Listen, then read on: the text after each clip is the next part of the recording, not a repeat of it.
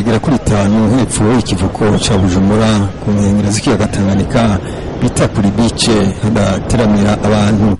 Kuri wa gatandatu akaba ariho bahora badandariza cyo kimwe n'abahora bateramira batangura guteramira muri ico kibanza.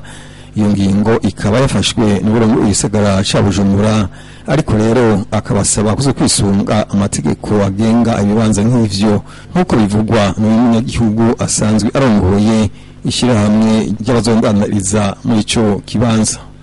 Bagomba gushimira gose umukuru w'igisagara kubona yaciyumviriye kiciyumviro kubona dusubiye kuduha umwanya wo gukorera hano kugira dushore gutunganya ibikorwa byacu. Benshi barabashomeri ntibaronka ico bakora, ariko gushika ubu abantu bagiye kwiyungunganya bashobore gutunga imiryango yabo, kuko ahantu hari ikiyaga nk'iki yaciza kibereye abantu baraza kunezererwaho, imiryango yaho ikabona kubaho neza bivanye no kungene biyungunganije. Ikigira kabiri, umugambi dufite ngaha tugiye kugira ishirahamwe rikomeye y'abantu badandariza ngaha kuko nkuko twari twemeye kuba abarongozi b'ishirahamwe shasha ngaha kuri New Beach.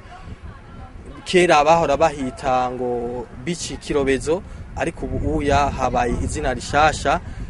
Hagiye kuba ahantu h'amategeko, ahantu hari propre, ahantu hatunganije neza, hari isuku rikwiriye. Arivyo n'umukuru w'igisagara hanini yadusavye yuko twogagirira isuku hakabantu heza kuryohererwa vy'ukuri.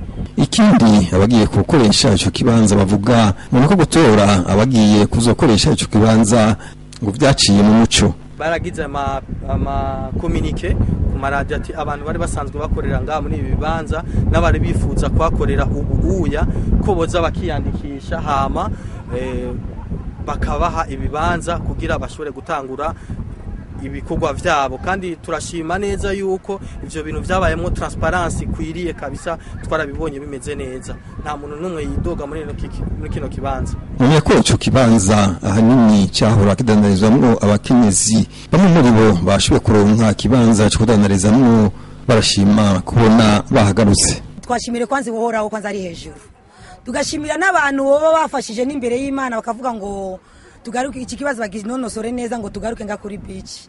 Imana ishimwe cyane. Urumva umunezero dufise ntangere, urumva unya abantu baruzuye baranezerewe, natwe turanezerewe, imikeke irahari, amafana, kira kintu cyose. Imana ishimwe, turashimye kubona ko biyumviye, umukuru w'igisagara yumviye ngo reka mamagare b'abafasoni bahora bakora nga kuri beach ngo baze gukora. Nemwe niyumva neza cyane, ahubwo ndashimiye umukuru w'igisagara cha Bujumbura uko yiyumviriye kutuzana ngaha dukorere ngaha, riga ahubwo twari inzara yari mu kutwica.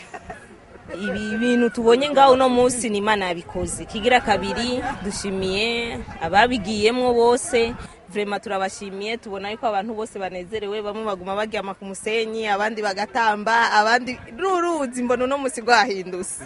Vraiment ndashima, sinzi cyo novuga yuko no hayagiza abantu batubwiye imbere kugira ngo ahantu tuhagaruke.